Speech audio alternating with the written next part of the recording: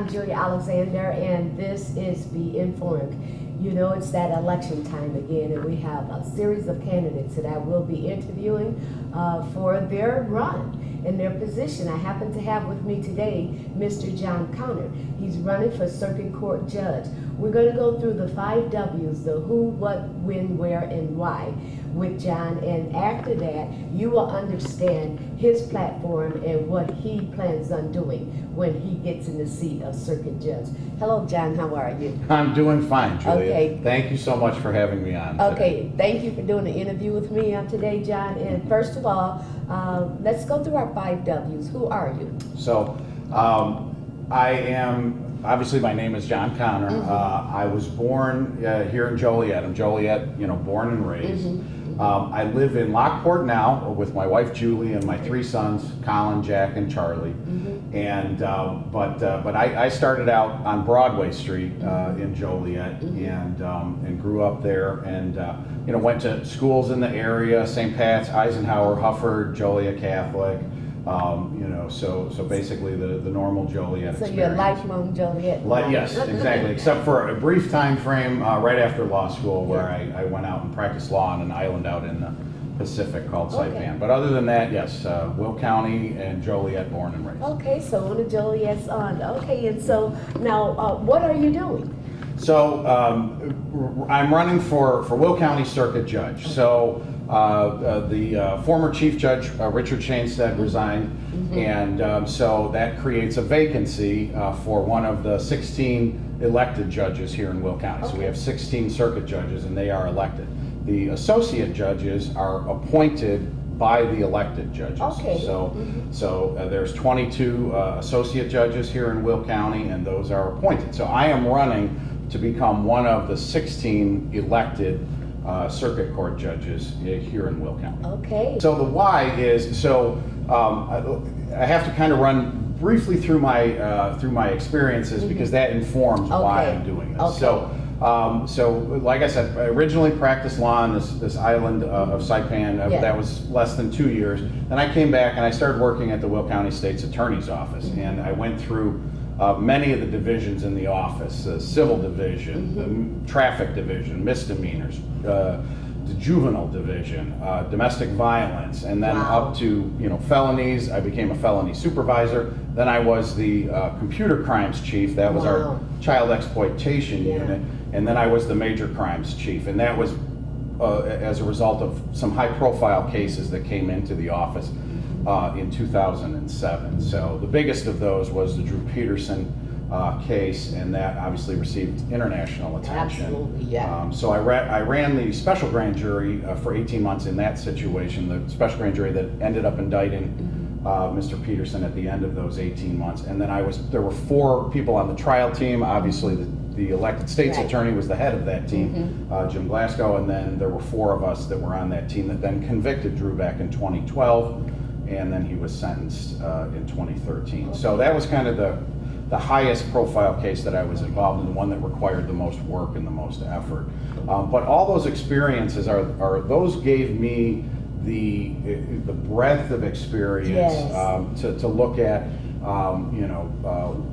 what can be accomplished by a judge on the bench, and the best ways that a judge can positively influence the community that they're in. So after I got done with those cases, then there was an unusual situation where my state representative resigned, leaving a vacancy. I sought and was appointed to that vacancy back in 2017. That was Pat McGuire. No, that was Emily McCasey. She was the state. Yeah, she was the state representative for the 85th district on the Illinois House side. Okay. And then after running and being elected, re-elected as state representative, I started sharing an office with Senator McGuire, because we wanted, basically we were able to get a better deal with both of us paying the rent than if we had done that. And so Pat and I were going to run again when Senator McGuire made the difficult decision that he was not going to run again, because what an amazing statesman, and you know, I wish he had been able to stick around. But when he made that decision, I then decided to run for his seat because I had known him. We had shared an office together. We used to have these great breakfasts where we would talk about policy and Will County and the Joliet area, et cetera. So anyway, so that breadth of experience, both enforcing the law and then later writing and writing the law and functioning in a legislative capacity, give me a broad experience and a broad overview of what the job of serving the public entails. And that helps inform me going into a judicial race.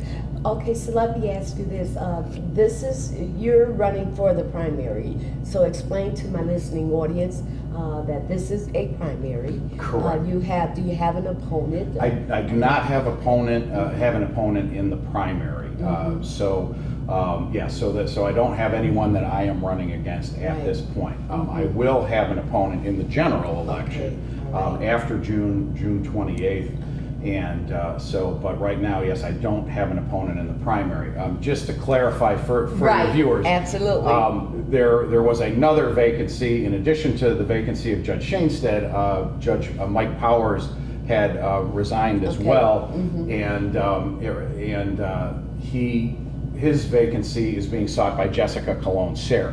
So she does not have a primary opponent either. We are not running against one another. Sometimes people get confused. We are running for separate circuit court judgeships. But both of you are running for circuit court judge. You will be on the ballot in June for this primary. Yes. And then after the primary, then you will run against an opponent. Correct. In the general election. Yep. So on the ballot, you will see John Connor.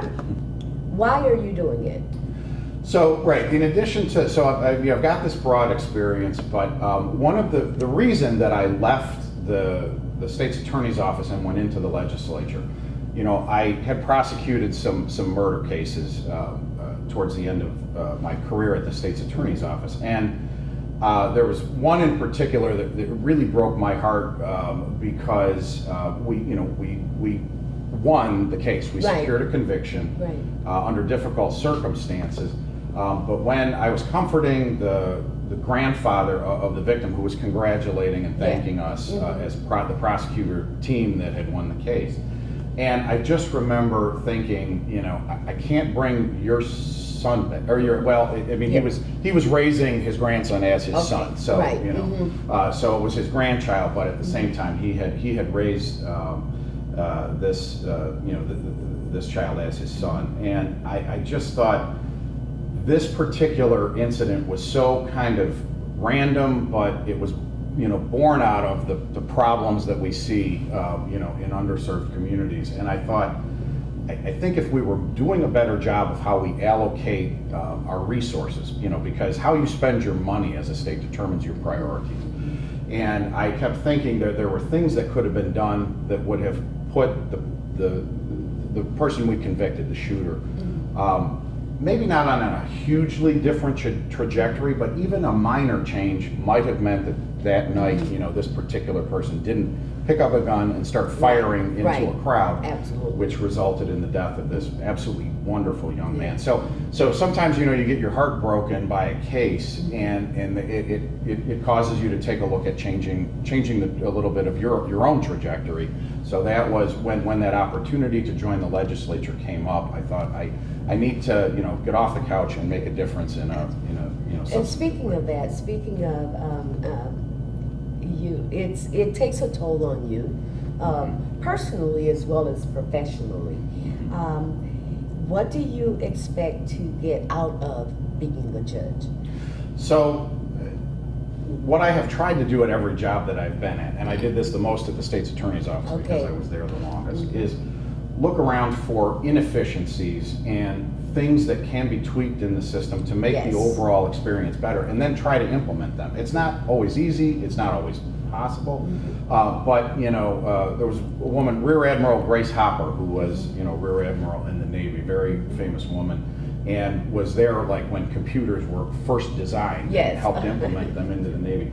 And I'm kind of a computer geek myself, so that's part of the reason that I find her quote fantastic. And the quote that is attributed to her is, the most dangerous phrase in the English language is, because that's the way we've always done it. Oh, so wow. We need to look Yeah. at why things are done, and can we improve things. And we have a term now, in corporate culture, best practices, and in government. Yes. Mm-hmm. Are we doing the best practices? Are we doing this in the way that is the most efficient, the most helpful, the most positive, those types of things. And so when I was at the office, for instance, when I was in the complaint division, where you look at a police report, you figure out what charges, and then you fill out the forms. Absolutely. They're still using forms that I updated and designed when I was in that unit more than a decade ago. So sometimes you can look at systems and say, hey, what can I do to add some value to this system? Absolutely. And I want to do that as a judge, because that system can use tweaks in the same way as prosecutor systems or public. Any system can look at things and say, what can we be doing better? Absolutely. Well, I just asked you the question, what will you get out of it? Now I'm going to turn around and ask you the question, what will you give to it? Right. So that's what that ties into the question. Okay, go ahead. The same way that I get that basically I always feel good if I have managed to make a system better in some way, a system that's already in place.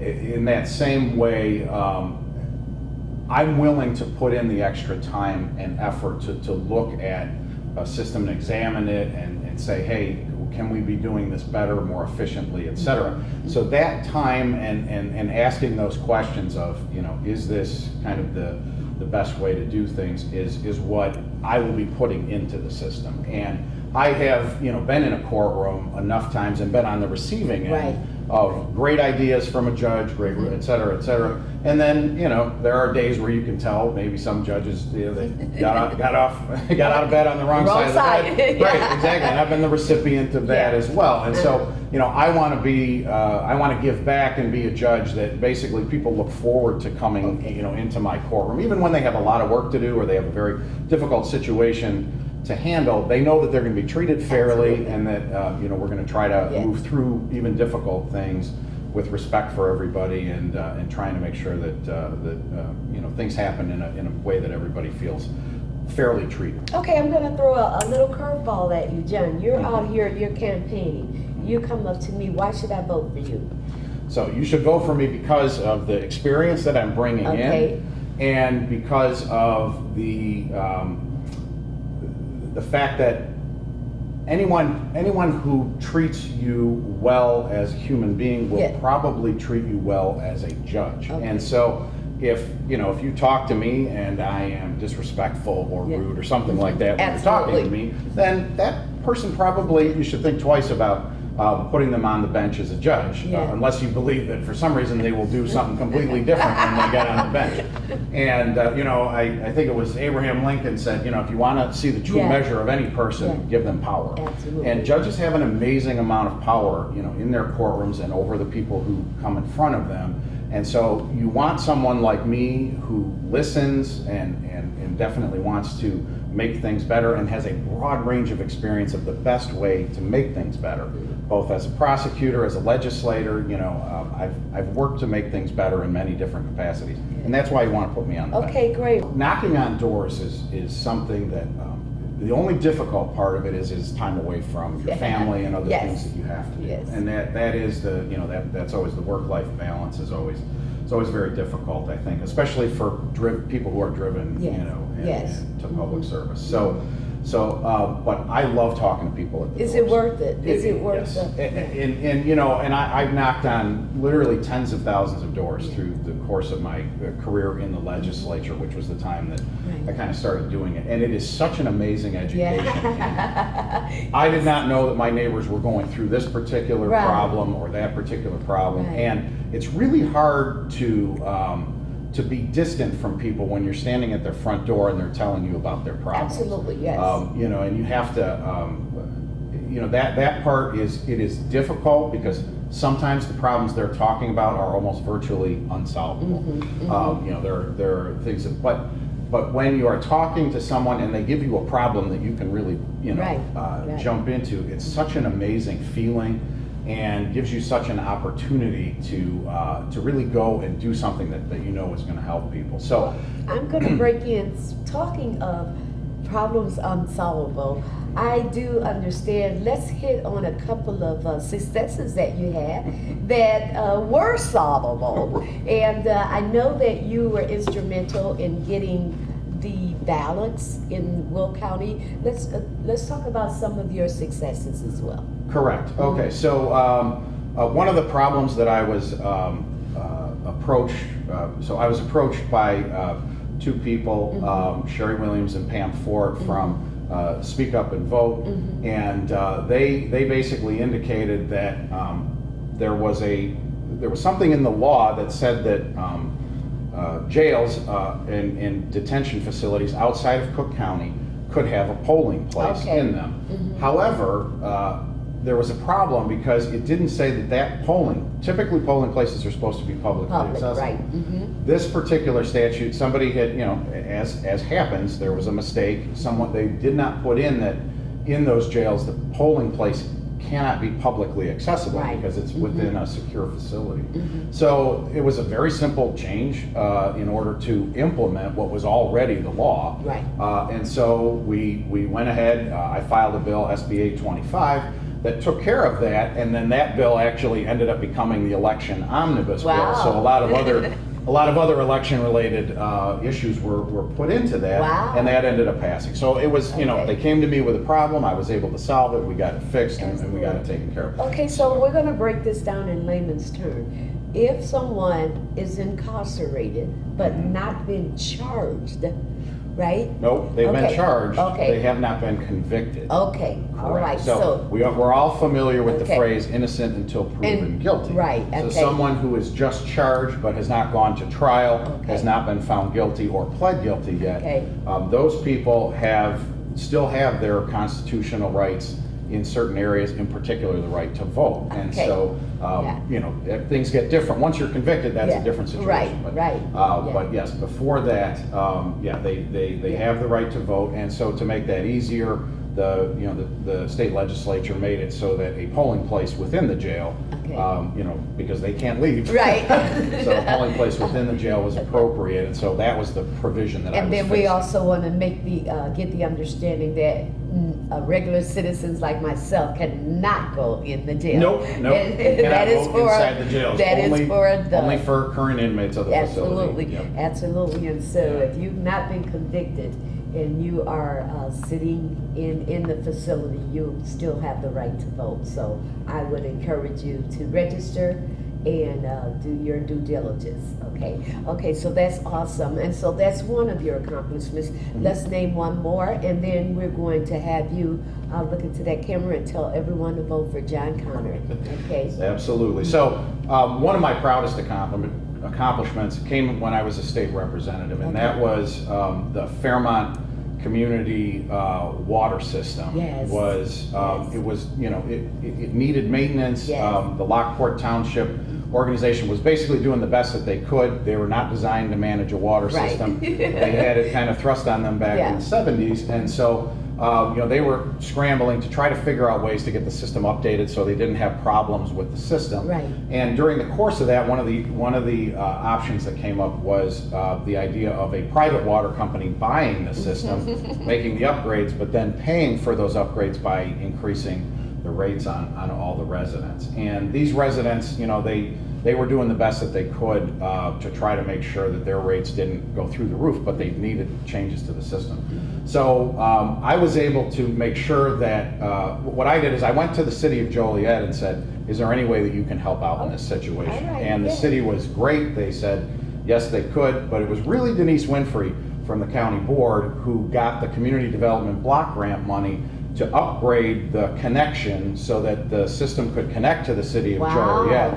And so it was a great example of many different government people, the city of Joliet, Denise Winfrey from the county board, and me coming together to provide a solution that didn't cause a rate increase on these residents who we're basically kind of trapped on the system, Right. and once it's sold, they can't get it back. Well, John, So- those are kind of battles I like, you guys. I Right. mean, across the Yep. aisle battles like that Yep. for one That's it. common cause. I think that was Right. wonderful. Everybody came Yeah. together, we came up with a great solution, and it really ended up working out. Now, realistically, unfortunately, because the city, as we all know, is going to be hooking up to Lake Chicago, Michigan water, right. so everybody's rates are going to increase a little bit, but it's not a private company making that Okay. determination. That'll be All done right. through the city. Wow. So that was one of the best feelings, is But to when help we talk people. increase, we don't want to hear that. No, nobody the wants gas to- is going up. Oh my nobody God! wants to hear that. Yeah, Yeah, but that's I true. think that was two awesome accomplishments. They may